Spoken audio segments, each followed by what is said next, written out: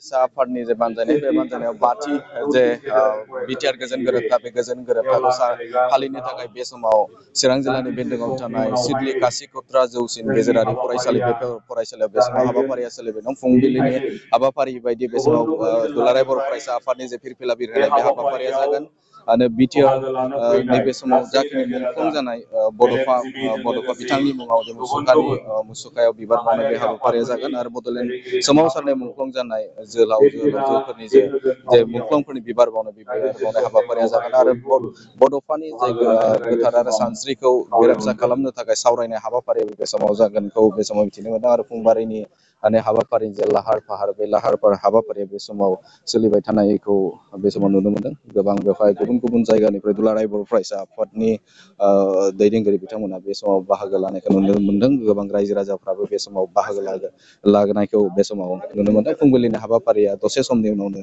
बे समाव जागायगोनखौ बे समाव मिथिहोदों। नंगौ सार, बे समाव बिटिआरनि लेङाइगारि मावफुं सोद्रोमा बिथाङा दंफैयो। सार, बे समाव बिटिआर गोजोन गोरोबथानि जेनेबा सान फालिनाय बे एबसुनि हाबाफारियाव बाहागो माबायदि बे समाव एकर्ड नैबे समाव नोंथांमोना सेलेब्रेसन खालामनो थाङोब्ला 5 बोसोर आबुं जाबाय, थांखिया मामोन? हानजा सुरनाय हाबाफारि बिनि उनावहाय जागोन दिनै जोंहा बाथि सानजों लोब्बा लाखिनानै बिटिआर एकर्ड डे हिसाबै जों पालन खालामदों। बे सुक्तिनि गेजेरजों बर'फोरनि जि मोनथायखौ लानानै थांनाय 50 बोसोर बर'फोर सोमावसारदों बेफोरनि मा खामानिखौ बेखिनिखौ जों सुक्तिनि गेजेरजों गोबां माखौ मोनदों। जेनेबा जोंनि गासैबो सोमावसारनायनि थांखियावनो जादोंमोन आलादा रायजो, खिन्थु जों आलादा रायजो मोनाखै। खिन्थु आलादा रायजो मोनाखैबाबो जोंनि जिखिनि दाबि बिनि अन्तत 90% बे सुक्तिजों इमप्लिमेन्ट जादों। आरो दा बे सुक्ति खालामखांनाय थांनाय 5 बोसोराव जोंनि बे बिटिआर ओनसोलाव जों मा मोनखो, बेसेबां साक्सेस जाखो, बेफोरखौ रायजो राजाफोरनो जनायनायजों लोगोसे बे सुक्तिखौ जों अरायबो गोसोआव लाखिनो थाखाय दिनैनि बे हाबाफारिखौ लानाय जादों। जिहेतु सुक्तियाव एनडिएफबि आरो आबसु बे मोननै संगठना दंमोन आरो बेबायदि हिसाबै दिनै एनडिएफबि हिसाबै सेपारेटि खुङालासिनो आबसुनि नेतृत्वआवनो मोननैबो संगठननि जे सुक्ति बे सुक्तिखौ जयैनो फालिनायनि हाबाफारि लानायनि गेजेरजों जों रायजो राजाफोरखौ बर'फोरनि जि थांनाय 5 बोसोराव जोंहा बेसेबांखिनि जों साक्सेस जानो हाखो, सुक्तिनि मा खामानिखौ मावनो हाखो, बेफोरखौ जों रायजोफोरनो फोसावनो होननानै जों बेखिनि हाबाफारिखौ लादों। जों आसा खालामदों रायजोफ्रा बेयाव फैनानै जों थांनाय 5 बोसोराव मा मोनखो, मा साक्सेस जाखो, अन्तत सुक्तियाव फैनाय बेखिनिखौ एसे सावरायलायनानै बिथांमोननो इनफरमेसन हिसाबै जों बेखौ खुंनाय जादों। थांनाय 5 बोसोराव जों अन्तत सुक्तिनि 90% इमप्लिमेन्ट खालामनो हानाय जाबाय। जोंहा इन्स्टिटिउसन गायसननायाल' बाखि दं, बाखिफ्राथ' फ्राय जाबाय। जा सिमा बांनायाबो मरलेस जाबाय। मात्र जोंहा किसुमान एरिया स्पेसियेलि सनितपुर आरो बिश्वनाथ जिल्लायाव जिहेतु बांसिनानो फरेस्ट रिजार्भ भिलेज आरो बेखिनिखौ जोंहा हानि कागज पत्र होनो बाखि थानायखाय बे हल एरियाखौनो डिक्लेयार खालामजोबनो हायाखै। खिन्थु जों बाउन्डारि जिथु लाइन बे थिग जानानै थाखाबाय, बेनिखायनो जों बेयावबो साक्सेस जाबाय होनना बुंजायो।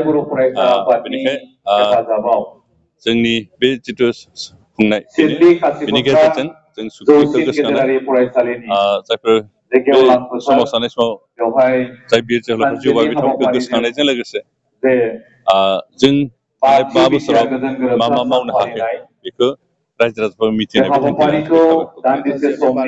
बिथांमोना जाय 66निबो सानिबो बे समाव जोबथेसालियाव दं, बिथांमोननि थाखाय बे समाव जुदि एकर्ड जाखांबाय बेनि उनावबो जोबथेसालियाव दं, बेफोरबायदि मोनसे सोंथि जाखांनाय जे एकर्डआ आबुं महर मोनाखै बिथांमोन बयनि थाखाय होननानै बुंनो नागिरो, मा बुङो? सुक्तिजों कनभिक्टेड मानसिखौ दिहुननो हाया। आरो नोंथांमोना बुहुमनि हिस्ट्रिखौ फरायनानै नाय, आन्दलन खालामनाय समाव इतिमধ্যে कनभिक्टेड जाबाय एग्रिमेन्टनि सिगाङावनो बे एग्रिमेन्टनि गेजेरजों रावखौबो दिहुननो हाया। बिथांमोनखौ दिहुननांगौ जों कोर्टनि गेजेरजों, जिहेतु कोर्टआनो बिथांमोनखौ होबथानानै दोनो, बेनिखायनो कोर्टनि गेजेरजों दा जोंहा रायजो राजा भुल धारणा मोनसे दं जे सुक्ति खालामबानो गासिबो गनांगौ, बेथ' नङा। जायफोर जास्ट एरेस्टल' जादों, केसल' दं, बिथांमोना गगोन। खिन्थु जायफोर कनभिक्टेड जाथारबाय, कोर्टआ जायफोरखौ 20 बोसोर गाहाम, 12 बोसोर, 7 बोसोर गाहाम जेल होबाय, बिथांमोनखौ जों सुक्तिजों मा खालामनो हाया। बेनिखायनो दा बिथांखौ दिहुननांगौबा जों कोर्टनि गेजेरजों, आदालतनि गेजेरजों दिहुननो नाजागासिनो दं।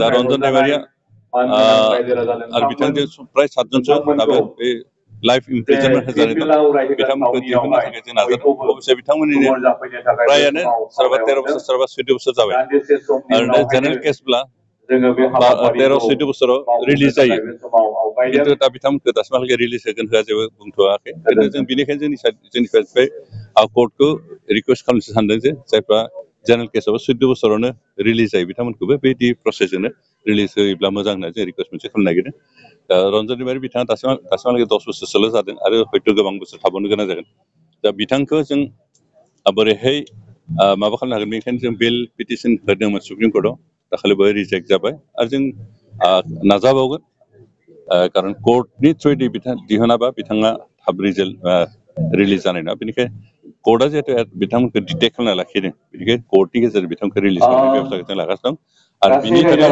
जेसेबां नांगौ थाखा फैसा खरस बेखौ बिटिआर सरकारनो नंगौ बिथाङानो जादोंमोन बिटिआरनि लेङाइ गाहाय मावफुं सोद्रोमा बिथांनिफ्राय गोबां बाथ्राखौ मिथिनो हाबाय आरो एनडिपिफोर जाय बिथांमोना जोबथेसालियाव बिथांमोननि जे केसनि सायाव बिथांमोन आरो बिटिआर गोजोन गोरोबथा बे गोजोन गोरोबथा सान फालिनायजों लोगोसेनो बिटिआरनि जाखिनि एकर्ड इमप्लिमेन्टेसन थामहिनबा दफाफोर मावफुंनाय बे मावफुंनि सायाव बिथाङा फोरमायदों गासै 90% बिटिआर गोजोन गोरोबथा बे गोजोन गोरोबथानि दफाफोरा मावफुं जाबाय होननानै फोरमायदों फुंबिलिनि हाबाफारिया बे समाव जानानै बे समाव नोंथांमोननि गेजेरजों नैबे समाव चिरां कासि कट्रानिफ्राय गेजेराव फोरमायबाय गोजोन्थों।